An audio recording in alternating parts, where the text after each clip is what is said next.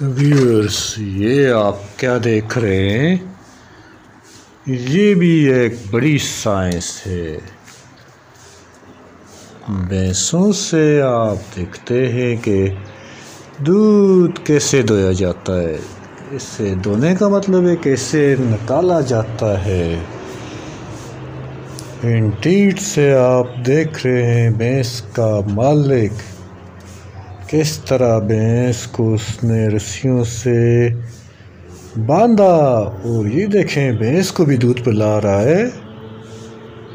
ये क्या बात है, वजह हुई कि भैंस को दूध पिलाने की। तो मैं आपको बता रहा हूँ कि ये भैंस को दूध साथ साथ इसलिए पिला रहे हैं कि भैंस अच्छा दूध दे।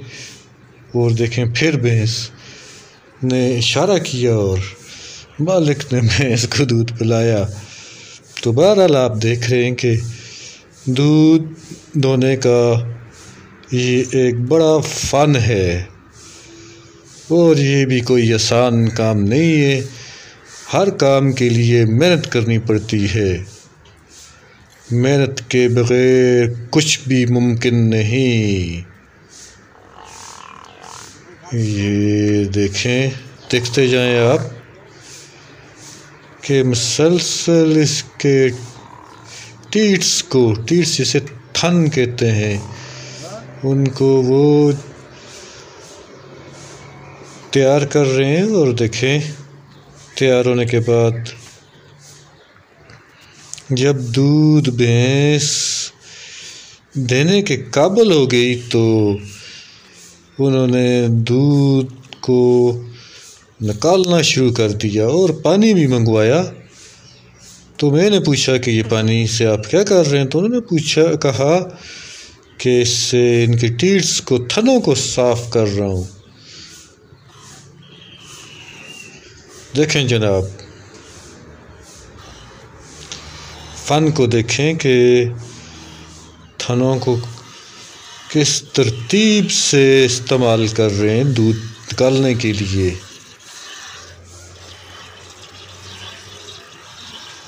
देखते जाएं।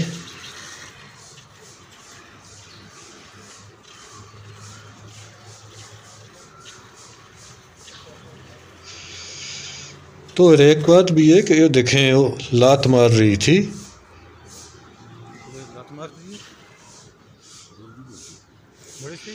लात भैंस ने उठाई, मगर भैंस को दोनों टांगों से बांध रखा है, और इस बांधने को जोड़ का अमल कहा जाता है।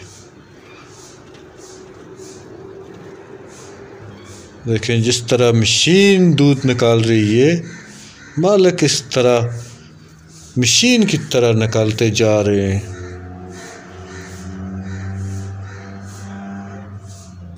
ये आपने देखा कि टीट्स को पहले तैयार किया गया, और इब्तदा से आप जाएंगे, इसके आगे बंडा रखा गया। बंडा मीन्स के फूड भैंस के आगे डालकर इसे काबूल में लाने के बाद ही दूध निकालने का अमल शुरू हुआ। कैसी लगी आपको वीडियो? देखें, देखते जाएं और देखें कि किस तरह सीट को मालिक ने नीचे रखा था, बैठने के लिए भी अपना इंतज़ाम कर रखा है मालिक ने।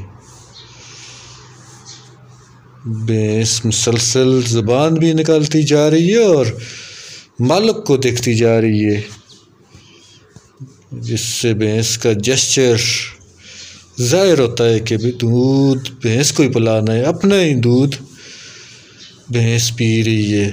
वाह, देखें, सुबहान अल्लाह, माशाअल्लाह।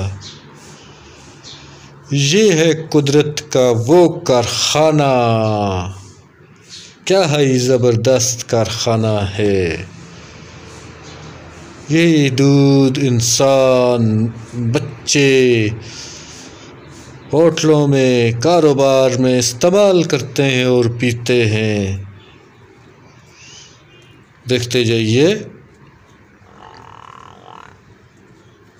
और एक और बात बताता हूँ कि ये भैंस अब कुर्बानी पर फरोख्त हो चुकी है 2,40,000। ये भैंस सब कुर्बानी चढ़ जाएगी।